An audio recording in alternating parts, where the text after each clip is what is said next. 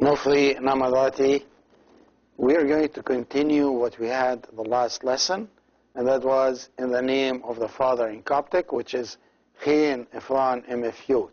We're going to go through it again.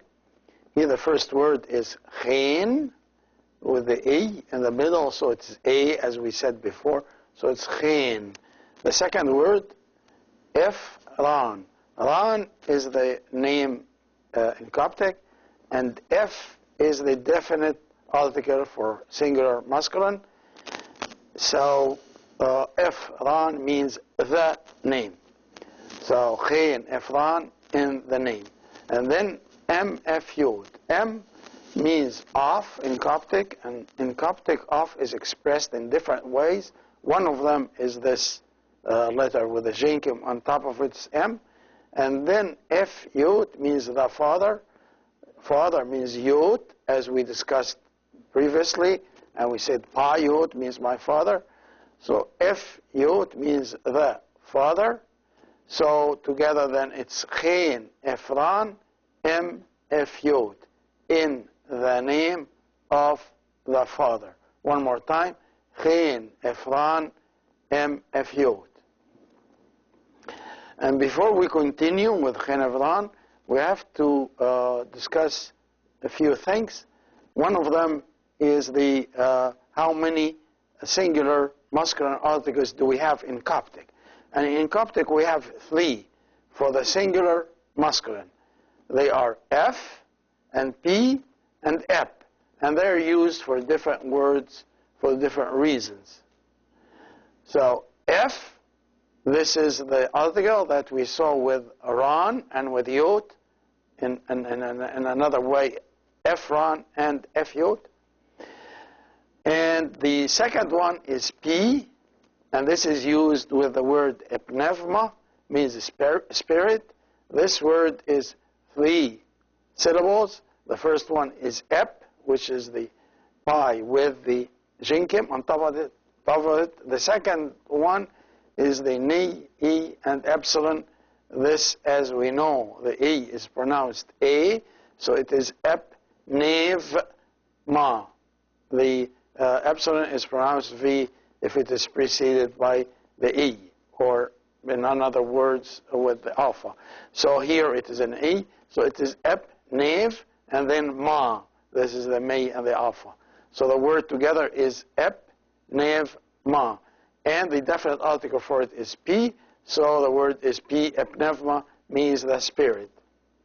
And the last kind of singular muscular definite articles is the ep, and this comes with shiri. We say ep shiri. Ep shiri means the sun. And as you notice, all these definite articles, they start with a P, because the P is, it looks like a P, and it sounds like P. Also, P is a P.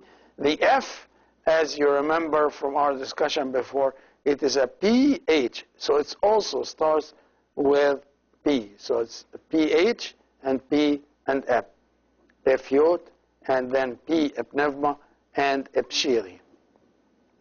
Another little observation to see with the epsilon, and that's how it affects pronunciation and how it is pronounced. The first kind of pronouncing the epsilon is when it follows the O, the short O. It makes the sound oo.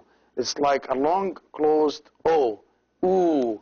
This as compared to the opened long O, which looks like the W. It's O, but this one is oo.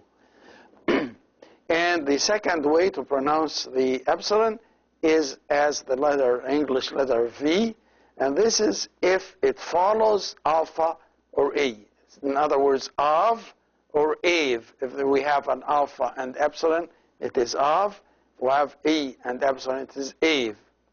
The third way to pronounce it is if it comes between 2 consonants, and usually in Greek words, the epsilon would be pronounced like I, like the I in the word pin. So I, like the word K-nin, K-I-E, Kenin. So these are the three ways to pronounce the epsilon. One more time. It modifies the pronunciation of the short O into U. Also it pronounced like a V if it follows the alpha or E. And in between consonants, it's like the E sound of the I. Now we can continue with the Chenevran Emefyut, and they are followed by name Ebshiri, name Pi Epnevma, Eth Owab. We'll take these briefly. Name means and originally it means with, but here it can mean also and. Ep Shiri, as we saw for the ep, is one of the three definite articles for the singular masculine, so ep Shiri, and then name Pi Epnevma, and then Eth Owab. So it is and the Son and the Spirit Holy. In Coptic, the word, the adjective comes after the word, so it is Epnevma Eth Owab. So we read it again.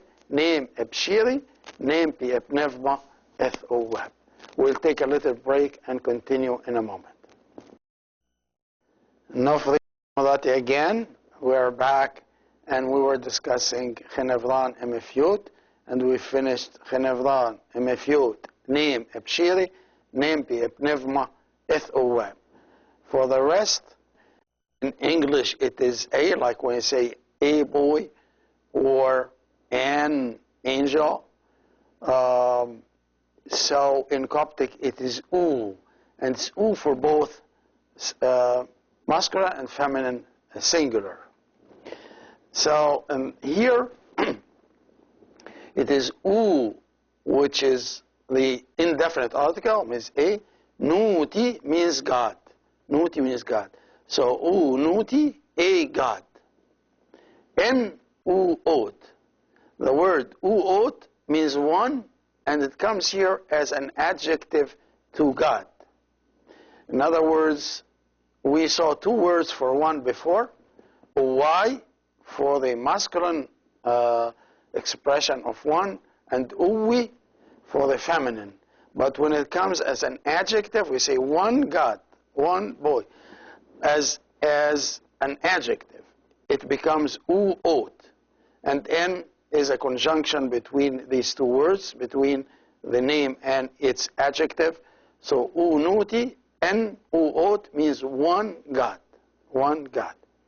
And the last word is amin.